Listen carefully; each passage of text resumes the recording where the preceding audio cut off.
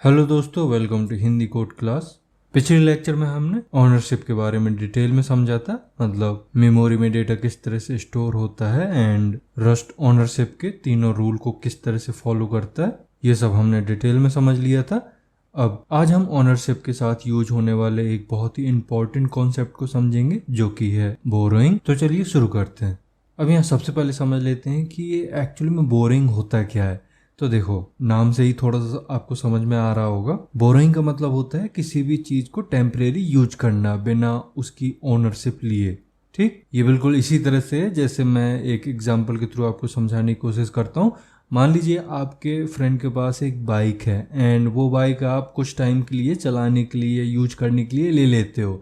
तो वो बाइक आपने बोरो की है, ओनरशिप नहीं है आपके पास। मतलब आप उस बाइक को यूज कर सकते हो कुछ टाइम के लिए, बट जो एक्चुअल ओनर है वो आपका फ्रेंड ही रहेगा। ठीक है, एंड यही सेम चीज आपकी रस्ट के अंदर बोरोइंग में यूज होती है।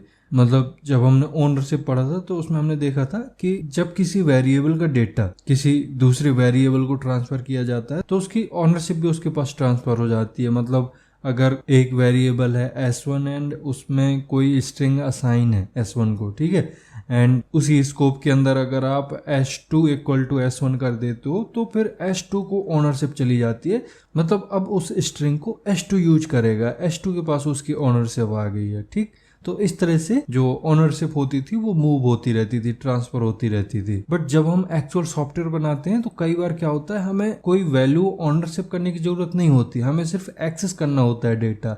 तो उस जगह पर यूज होता है बोरोइंग का। ठीक, अब क्लियर हुआ। मतलब बोरोइंग ऐसा कॉन्सेप्ट है जिसमें आप बिना ओनरशिप लिए डेटा को यूज कर सकते हो। मतलब डेटा को रीड कर सकते हो, डेटा को राइट कर सकते हो, आप सारी चीजें कर सकते हो, वो भी बिना ओनरशिप लिए। ठीक, अब यहाँ पर क्वेश्चन आता है कि रस्ट में ये सब होता कैसे, मतलब बोरोइंग काम कैसे करता है। तो इसके पीछे एक टर्म काम करती है जिसको बोलते हैं रेफरेंस। मतलब बोरोइंग को रस्ट रेफरेंस के थ्रू अचीव करता है। अब यहाँ पर मैं रेफरेंस के बारे में क्यों बता रहा हूँ, क्योंकि अगर आपको बोरोइंग को समझना है तो रेफरेंस को समझना बहुत जरूरी है। मतलब आपको पता होना चाहिए कि एक्चुअली में रेफरेंस क्या है। तो देखो, रेफरेंस कोई एक्चुअल डेटा नहीं होता, ये सिर्फ एक रेफरेंस मतलब एक एड्रेस होता है जो कि पॉइंट कर रहा होता है ओरिजिनल मतलब एक्चुअल डेटा को। आप ऐसे समझ लीजिए कि जब हम S2 इक्वल टू S1 करते थे, पहले मैंने ओनरशिप के लेक्चर में समझाया है, तो उधर क्या होता था, ओनरशिप ट्रांसफर होती थी, मूव का फंक्शनलिटी अचीव होता था। बट जब हम बोरोइंग के केस में लिखते हैं S2 इक्वल टू S1, तो S1 एक एज अ रेफरेंस काम करेगा। मतलब S2 को एक्चुअल डेटा नहीं मिला, उसको सिर्फ एक रेफरेंस मिला, मतलब रेफरेंस वेरिएबल मिला। एंड वो रेफरेंस वेरिएबल मतलब जो S1 है यहाँ पर, वो डेटा को यूज कर रहा है, मतलब जो ओनर है वो है। ठीक, तो यहाँ पर क्या हुआ, S2 को एक एड्रेस मिला, एक रेफरेंस मिला, एक्चुअल डेटा नहीं मिलता यहाँ पर। ठीक है, इसको आप ऐसे भी समझ सकते हो कि मान लीजिए किसी बंदे को आप अपना एड्रेस बताते हो कि भाई मेरा घर इस जगह पर है, तो एड्रेस आप बता रहे हो, इसका मतलब ये नहीं है कि आप उसको ओनरशिप दे रहे हो घर की, सिर्फ एड्रेस बता रहे हो। मतलब वो घर तक आ सकता है, उसका ओनर नहीं बन सकता। उस घर में जितनी भी चीजें हैं, जो भी डेटा है, उसका ओनर नहीं बनेगा, सिर्फ घर तक आएगा। इसी तरह से रस्ट में भी काम होता है। मतलब जो बोरोइंग का कॉन्सेप्ट है इसी तरह से काम करता है कि अगर किसी को कोई डेटा यूज करना है तो वो डायरेक्ट उस वेरिएबल को पॉइंट करेगा जो उसका एक्चुअल में ओनर है। ठीक है, मतलब अभी जो मैंने S2 वाला एग्जांपल दिया, वहां पर S2 एक ऐसा वेरिएबल है जिसको रेफरेंस मिल रहा है, ना कि डेटा। ठीक है, इस तरह से जो बोरोइंग का कॉन्सेप्ट है, बोरोइंग का यूज करके आप अपनी मेमोरी को इफिशियंट बना सकते हो, क्योंकि यहाँ पर ना तो डेटा मूव हो रहा है एंड ना ही कॉपी हो रहा है, यहाँ पर सिर्फ रेफरेंस यूज होते हैं, जिस वजह से अननेसेसरी मेमोरी एलोकेशन प्रिवेंट होता है। ठीक, अब रस्ट में जो बोरोइंग का कॉन्सेप्ट है मेनली दो तरह से अचीव किया जाता है। एक होता है इम्यूटेबल बोरोइंग एंड दूसरा होता है म्यूटेबल बोरोइंग। तो यहाँ पर सबसे पहले इम्यूटेबल बोरोइंग को समझते हैं। तो इसमें क्या होता है, इधर डेटा को हम सिर्फ रीड कर सकते हैं, मॉडिफाई नहीं कर सकते। मतलब अगर कोई वेरिएबल इम्यूटेबल बोरोइंग यूज कर रहा है तो वो डेटा को देख सकता है, रीड कर सकता है, उसको यूज कर सकता है, उसे अगर प्रिंट करना है डेटा प्रिंट भी कर सकता है, बट मॉडिफाई नहीं कर सकता। ठीक है, अब ये इम्यूटेबल कर कैसे सकता है, कैसे सिंटैक्स होता है, अभी मैं बताऊंगा। अभी सिर्फ ये समझ लीजिए कि म्यूटेबल एंड इम्यूटेबल बोरोइंग होता क्या है। ठीक, अब समझते हैं म्यूटेबल बोरोइंग क्या होता है। तो ऐसा बोरोइंग जो रीड की परमिशन तो देता ही देता है, इसके साथ ही राइट की परमिशन भी देता है, मतलब हम डेटा को मॉडिफाई भी कर सकते हैं, ठीक है। एंड यहीं पे यूज होते हैं कुछ रूल जिनको एक्चुअली में बोरोइंग बोला जाता है। मतलब जिस तरह से मैंने ओनरशिप में आपको बताया था कि कुछ नंबर ऑफ रूल होते हैं जिनका यूज करके आप ओनरशिप फंक्शनैलिटी को, मतलब जो ओनरशिप का कॉन्सेप्ट है उसको अचीव कर सकते हो। इसी तरह से बोरोइंग का यूज करके आप अपने सॉफ्टवेयर के लिए मेमोरी मैनेज कर सकते हो। बट ये हमें नहीं करना होता, ये एक्चुअली रस्ट फॉलो करता है, बट हमें पता होना चाहिए। मतलब हम कोई ऐसा प्रोग्राम ना लिखें जिस वजह से कंपाइल टाइम एरर आ जाए, क्योंकि ये सारी चीज़ें कंपाइल टाइम पर ही टेस्ट होती हैं। ओनरशिप, बोरोइंग, ये जितने भी कॉन्सेप्ट हैं, मेमोरी मैनेजमेंट वाले जितने कॉन्सेप्ट हैं, ये सब कंपाइल टाइम पर ही यूज होते हैं। तो मतलब आपको बस समझना है कि किस तरह से रस्ट काम करता है, उसी के अकॉर्डिंग आपको कोड लिखना पड़ेगा, ठीक है।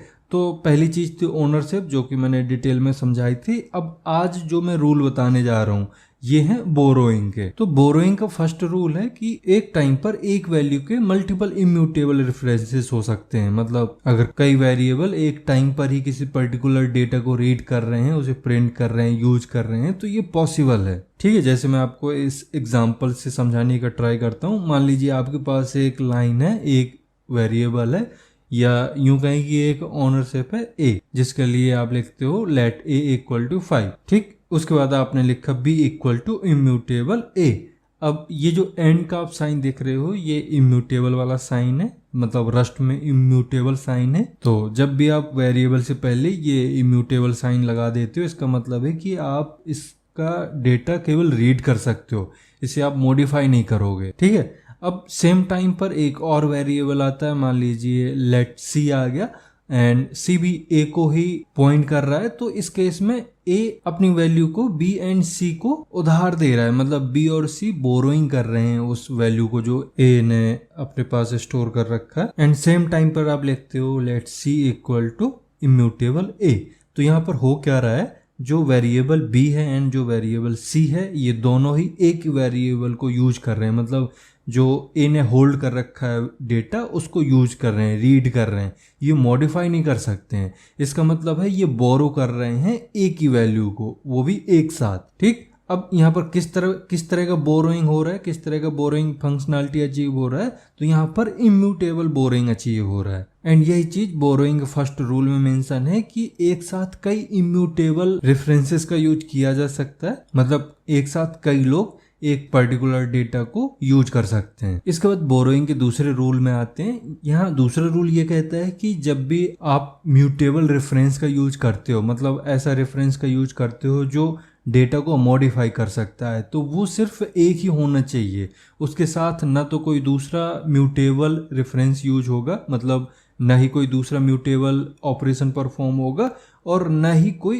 इम्यूटेबल ऑपरेशन परफॉर्म होगा, ठीक है। मतलब यहाँ पर सिर्फ एक ही वेरिएबल आप यूज कर सकते हो जो उसको मॉडिफाई कर सकता है, जो ओरिजिनल डेटा है उसको मॉडिफाई कर सकता है। मतलब आप ऐसे एग्जांपल से समझ लीजिए, मान लीजिए वही हमने लेट एस इक्वल टू एक स्ट्रिंग दे दी एंड एक और वेरिएबल लिया लेट बी, और वो एस को बोरो कर रहा है। बोरो कैसे कर रहा है, कैसे पता, तो यहाँ पर हम म्यूट का यूज करते हैं, मतलब एंड म्यूट लिखते हैं, तो ये म्यूट का साइन है। मतलब यहाँ पर ये जो बी है ये एस को मॉडिफाई कर सकता है।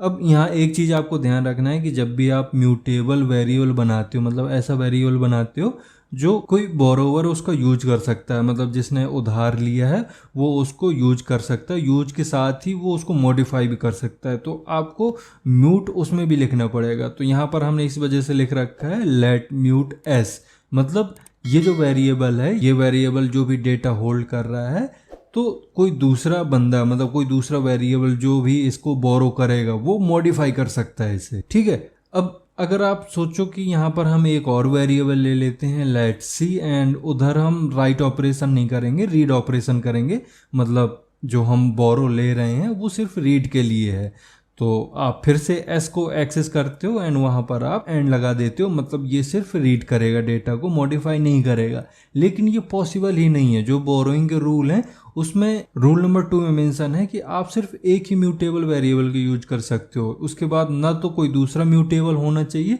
और ना ही कोई दूसरा इम्यूटेबल यूज होना चाहिए, ठीक है। एंड सेम इसी से मिलता जुलता जो रूल नंबर 3 है वो भी यही कहता है कि एक ही स्कोप के अंदर आप mutable reference and immutable reference use नहीं कर सकते हो। तो ये रूल नंबर 2 से ही डिसाइड हो जाता है कि जब आप म्यूटेबल रेफरेंस यूज करते हो तो उसके साथ दूसरा म्यूटेबल रेफरेंस या दूसरे इम्यूटेबल रेफरेंस यूज नहीं कर सकते हो। तो सेम रूल नंबर 3 में यही बोला गया है कि एक ही स्कोप के अंदर, मतलब स्कोप कैसे शुरू होता है, ब्रेसेस कर्ली ब्रेसेस शुरू होता है जहाँ से, वहाँ से स्कोप स्टार्ट होता है एंड कर्ली ब्रेसेस क्लोज होता है जिधर, वो हमारा स्कोप क्लोज हो जाता है। मतलब उस प्रोग्राम का, उस पर्टिकुलर वेरिएबल का या रेफरेंस का, किसी का भी मान लीजिए, ओनरशिप का भी मान लीजिए, क्योंकि ओनरशिप में भी सेम रूल फॉलो होता है कि ओनरशिप का जो स्कोप रहेगा, स्कोप के बाहर आप उसे यूज नहीं कर सकते हो। तो सेम इसमें भी है।